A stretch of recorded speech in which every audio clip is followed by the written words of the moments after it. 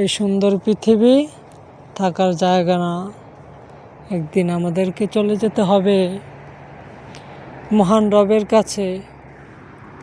মানুষ এই সুন্দর পৃথিবীকে নিজের মতো করে সাজাইতে চায়, জান্নাতের বাগান বানাইতে চায়। আসলে হাস্যকর বিষয় হলো মহান আল্লাহ তাআলা বন্ধু তোমার আমার জন্য এমন জান্নাত রেখেছেন, যেই জান্নাত এই পৃথিবীর 10টা সমান।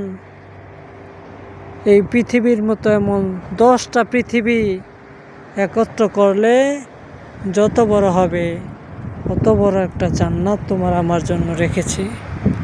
এই দুনিয়ার মোহ সাময়িক, ক্ষণস্থায়ী। তাই আল্লাহর কাছে ফিরে আসি, আল্লাহকে খুশি করি। মহান আল্লাহ তাআলা আমাদের প্রতি খুশি হয়ে আমাদেরকে এমন জান্নাত দিবে যেখানে সুখ আর সুখ, কোনো দুঃখই কোনো দিন আমাদের স্পর্শ করবে না।